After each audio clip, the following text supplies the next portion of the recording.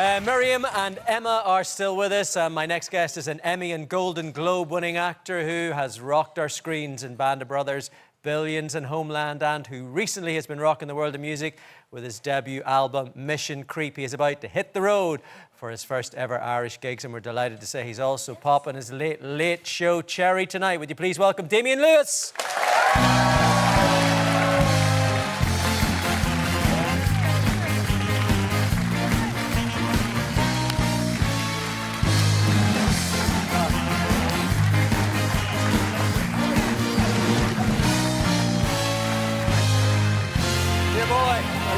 Dear boy. There we go.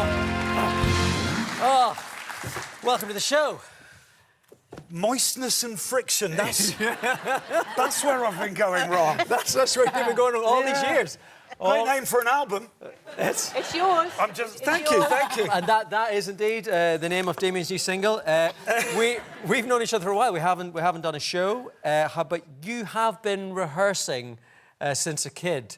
Talking to an Irish chat show host, I've been preparing for this moment a very long time. Yes, Patrick, yeah. I didn't know this. No, when I was about 10 and 11, I used to stand in my bathroom mirror and do interviews with Terry Wogan. Yes. Yeah. And I don't know why, I was just obsessed with Terry Wogan, just thinking, wonder what it would be like to be famous and be on Terry Wogan. Didn't Terry Wogan have, it wasn't his erogenous zone, his knee? Yes, it was always that thing that if you touched his knee, went, oh no, don't touch my knee. That thing, I was stroking my knee for years. Yes. Afterwards, nothing. Yeah. Nothing. So you've been doing those voices from when you were a kid, really? Because whenever audiences saw you, first of all, on Band of Brothers, they kind of assumed, a lot of Americans, I was living in America at the time, a lot of people thought you were a Yank. Yeah, Yes, they did. Which is very kind, of course. So that's, after all, what you're trying to achieve is make people believe that you are believable in that role as an American. In fact, there was Captain Dale Dye, he was our guy who took us on 2 weeks boot camp and put us through sort of special forces training and all that sort of stuff to achieve real authenticity when we actually started performing our roles. And he'd served in Vietnam, and he came up to me one day and he just said, Lewis, I don't know what fuck part of America you're from, but you sound American and that's good enough for me. And that was it. And that was just like my endorsement. But you're a wonderful actor, a really wonderful actor. So are you. No, I can be. You really are. You really are a wonderful actor. Oh, that's very nice. It's true. Let's hold hands. Thank you, that's nice. I thought we were all going to sing Kumbaya then. Yeah. I mean, I don't know what sort of a singer you are, but you're a wonderful... I don't know. Well, they're not letting me sing tonight, if that's a clue. I didn't realise I was watching Band of Brothers again. It's one of those shows that I occasionally just watch again, and I didn't realise yourself and Andrew Scott was actually in that with you. Everybody was in it. Yeah. Everybody was in. So I played Captain Winters, Major Winters, and I was sort of the commanding officer. And honestly, now, I didn't know it at the time, but now you can find scenes in Band of Brothers where I'm sort of giving orders, okay, we're going to go hard and fast up the middle, and then you're going to enfilade from left and right. And I'm looking out, and in retrospect, I was looking at Andrew Scott, Tom Hardy, James McAvoy, Michael Fassbender, Simon Pegg, and the list just kept going on. They're all just under their helmets like that, so you can't see who anyone is. But I just remember, they were all wonderful actors and they've all become big stars, quite rightly. But I remember looking back at the monitor once, and I was just looking at all of them, and there was this guy there with just this big grin on his face, this really sort of film star grin. I looked at, I said, if there's any justice in the world, that guy, he's got like 2 lines in 10 hours of TV, but he's going to be a big star. And it was Fassbender. No. Fassbender with this big smile. Wow. Yeah. And you and Andrew Scott are going to be in another show together soon, Pressure, is that right? Yeah, we just made a movie, about... it's a film about a weather forecast. OK. Yeah. Irish people will love it. We're mad for the weather. I don't quite know how to sell this. OK. No. Sell it to the Irish.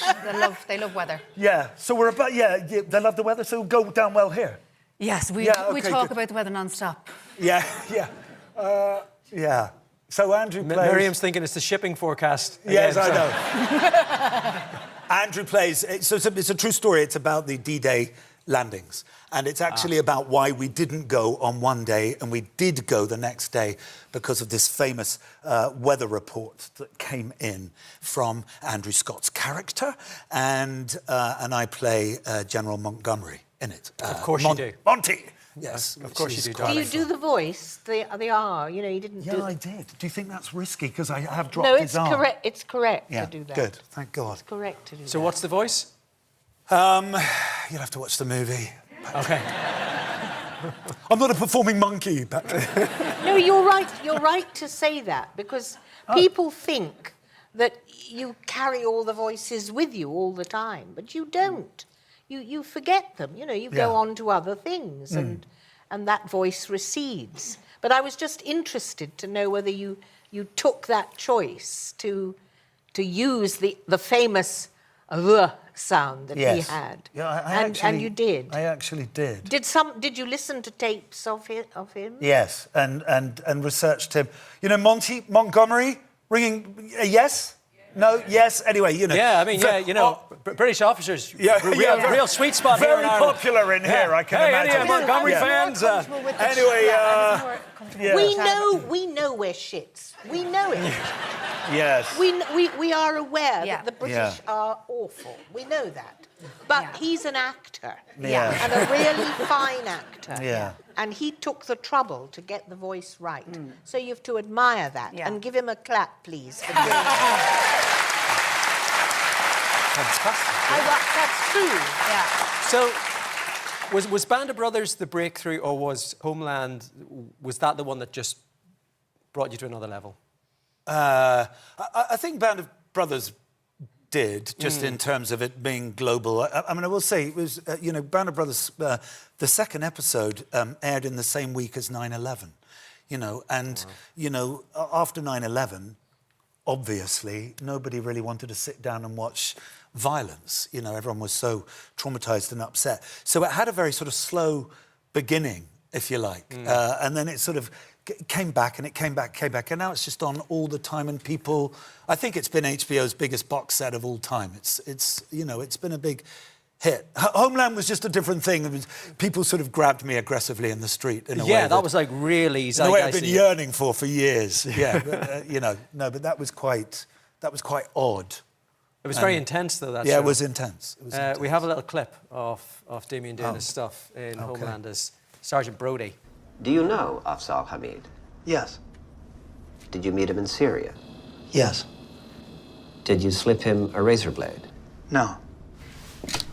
Ask him if he's ever been unfaithful to his wife. Go on, ask him. Have you ever been unfaithful to your wife? No.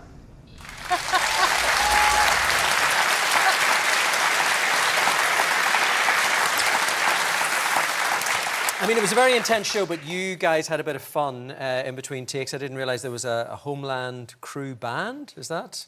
We filmed in Charlotte, North Carolina, and there's a famous recording studios where R.E.M. and Bruce Springsteen had recorded albums. And yeah, it was just for a time. It was especially in America. I found that members of the crew had all. It turned out half of them had record contracts at some point, and it hadn't sort of gone all the way. But the sound department was an entire rhythm section, and you could just like put a band together at the end of shows for rap parties. And so we did that, and we had a Homeland band. We played at the rap party, and I've done that on 2 or 3 shows, and it's fun. It's always good fun to pass time during the takes. It's slightly different from the type of music that Warren Beatty was trying to make with you, Miriam, in between takes. Well, he was just naughty. I mean, that was... this is a story that happened to me. Yeah. I had to do an audition for Reds, and he was very busy because he was the writer, director, star, and everything else.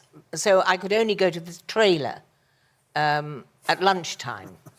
Well, that's what they said. It's like being scammed, So I went to the trailer and knocked on the door, and he opened it personally, and he looked me up and down, and then he said, "Do you fuck?"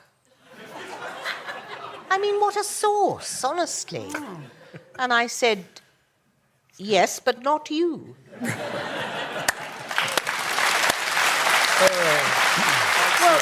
Excellent.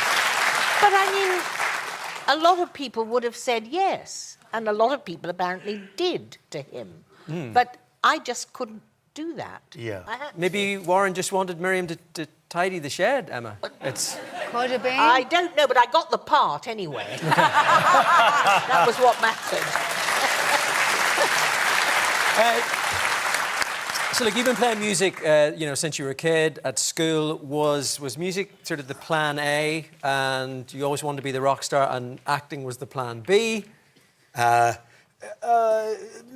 not that simple. I used to go busking a lot in my 20s. I had a motorbike and a tent and a guitar, and I would just pile onto my motorbike and go down through Europe and just play for the summer months, for like 3-4 weeks at a time. And I'd go down through France and Spain, and I loved that so much.